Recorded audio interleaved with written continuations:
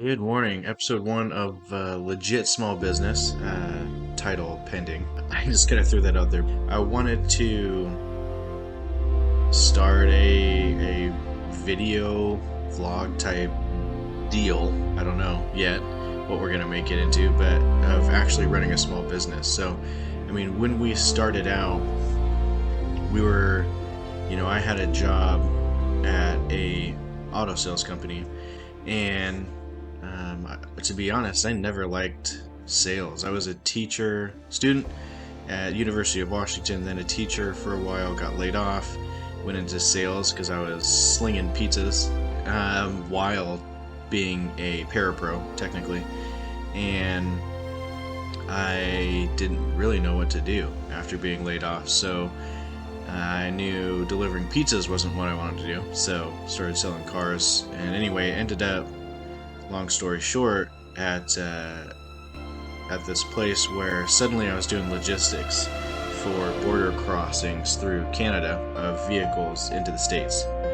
And from there, we had our son Killian, and that job consisted of 24/7 phone calls, emails, text messages, to where you'd have to literally drop what you were doing and jump to a computer to fix and navigate things. And I remember one time we were at Silverwood with the kids, and I'm sitting here and I'm getting phone calls and all these things. Well, when we had our son, it was no exception. We were in the hospital, and Killian was being born, and I was getting blown up and had to leave the hospital room and go downstairs just to talk to everybody. And that was when Sarah and I realized we had to do our own thing, because we wanted to be able to sit and be a family. And so we wanted to open our own family thing, and that way we could be with family whenever, close whenever, and that's how we started our online auction. Except for at that time we were selling out of our house, we were reselling, and started slow enough at first. I got a good nest egg aside while I was doing logistics, and we lived off that. And we were just hand selling stuff like many do, reselling. Got our reseller's permit and all that, and I remember we're sitting there doing it out of our house, and eventually we filled the basement up of the house, and it started going into the top floor of the house. And especially Sarah nesting with Killian became a problem quickly as we gained traction. And so then we started keeping stuff in the garage, and the garage filled up too, and then part of the backyard filled up too, and it was becoming really burdensome, taking a lot of space to where we almost didn't have space to live. We looked like hoarders. We started doing yard sales out of the front yard, along with meeting people off Marketplace and Craigslist and things like that. And we did a couple yard sales, and then the neighbors started getting mad at us because we were doing yard sales out of our front yard. And so they reported us to the city. So then the city came and told us, hey, you can't be doing that. And it was this constant thing with the neighbors where we couldn't really sell anything because they said we had people coming at all hours, like drug dealers, in and out of the house, and doing yard sales more than 4 times a year, and it was not legal. And they were that kind of neighbor, Karens, if you will. And so we had to stop doing that and figure out what we were going to do. From there, we moved to a shop off Holyoke. Little warehouse. It was 1,200 square feet, I think 1,200, 1,300.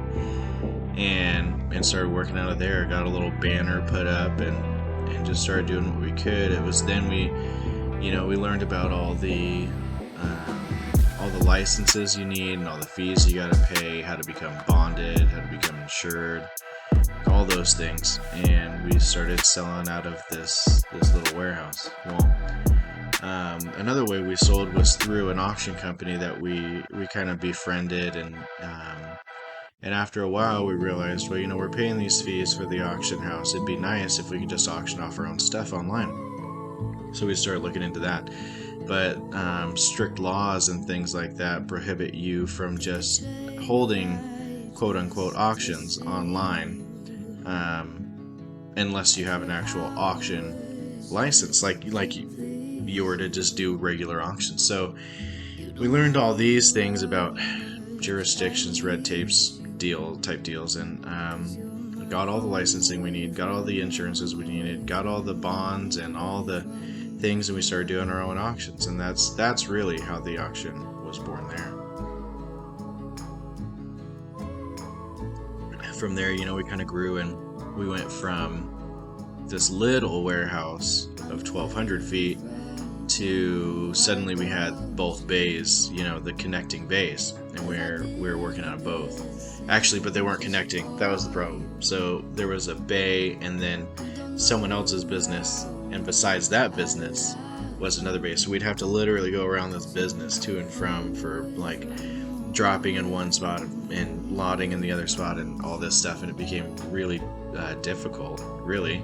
I mean, it was nice to have more space, but it was difficult to go in between this other business, especially because it wasn't in a great area either.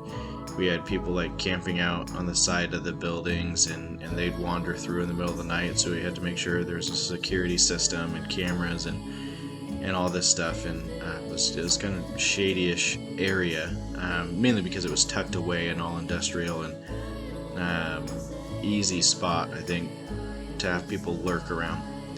But then, of course, we moved to where we're at now, and it's 4,200 square feet.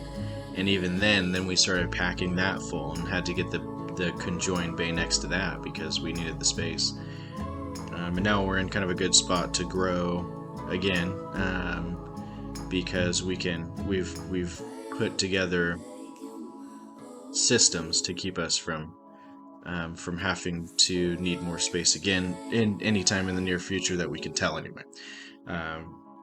You kind of learn that doing business, it's a lot of not guess and check. It's more like growth and check. You grow and you have to reorganize and reframe things and reevaluate. Grow and reevaluate. That's probably a better way to put it. You always are growing, and then you have to change things up, and you grow and you have to change things up. You grow, you have to change things up. So it is quite the struggle at times. What I think that a lot of people don't realize in business is that they just think, oh, I'll get into business, I'll start a business and start making money, and it's really not that way.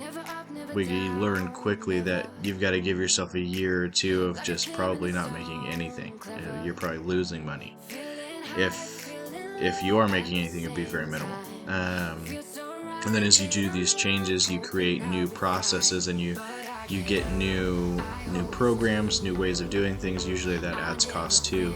And when you start making money, you start losing money because you add these new things, and it's this balance back and forth. And especially doing auctions, people think you make so much, thousands of dollars and all this stuff, but they don't think of the things like when you have to start paying people to help you. They don't think of that. They don't think of the cost to actually keep things running for all the programs and the alerts and the messages and the building costs and the utilities and all these different things that you pay into. But then they also don't think of when you're an auction company, you only make a percentage of the things you sell anyway, unless they're your items specifically.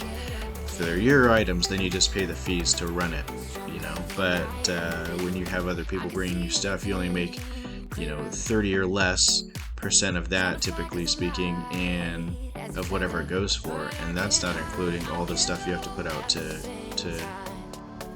keep things running and to actually get it onto the system itself, and paying people, if you do, to put it up there too. So they see all these things around. They're like, oh man, you're making thousands of dollars every single week, and it's like that's what you think, until we have to pay the fees for the program on all those different lots, the percentages and the little fees and the labor costs and the building costs, and they don't see all that back end stuff. It has been an interesting journey, and it has been nice being able to sit with your family and do it. And we can have our kids there if they're out of school and things like that, and teach them things as well.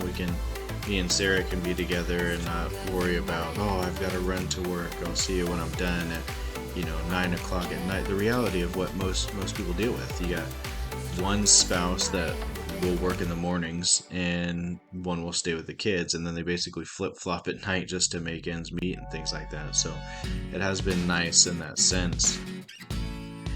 And I think that's what's really kept us going, is this is a luxury most people don't have, even if it is a struggle, and it definitely is at times. Even if it is hard, or even if you get a lot of people that'll come down on you, especially during COVID. That was really difficult. To have made it through COVID was a huge milestone, because a lot of people unfortunately didn't. We watched businesses closing all around us, and that was hard to see too. But it is nice to be able to have someone you can lean on right there with you, and you can be a family and run things. But it definitely isn't what most people would think, what you just assume. And I now see how hard it is, in a lot of places where we as workers, we kind of not take advantage. We take for granted what's happening. We just think, you're making this money, you can afford to do this for me, and that kind of thing. Not that all people are that way, but to be honest, I had those thoughts a lot of times. And it's crazy what you don't see, the things that you don't see that you deal with in this business. We've even had some of our people go, man, I don't envy you running your own business, because I wouldn't have wanted to deal with that. And even some of our workers now have seen and dealt with things, and it is nice being a smaller business where you can really see that.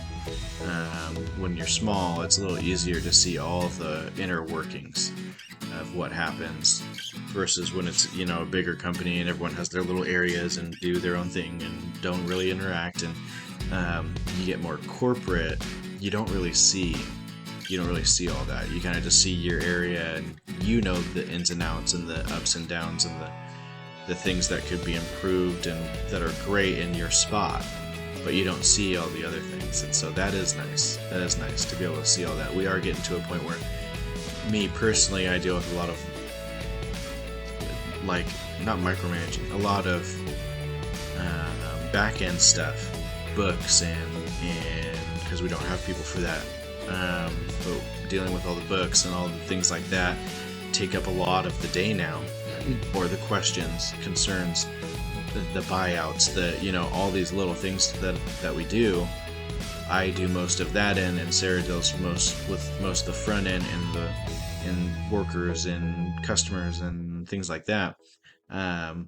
So it does get a little harder to see all the aspects, is what I'm getting at, when you're bogged down with the other things. But like I said, it is nice being able to talk to everybody, because you're so small, and be where everyone is and things like that. So there's a large portion of me that doesn't want that to ever change in a way, even though it's nice to always grow and get bigger and bigger and whatever. But then I feel like you lose sight. I think that's why we have shows like Undercover Boss, where they go in and go back to the basics and see things. I think it's nice to be able to be in the mix of everything and see it all. We'll see what people think of this. If they like the idea of what is it really like to own a business, or what is the real stuff you deal with day to day. Today in our world, this is what we have to deal with. Let's see what happens.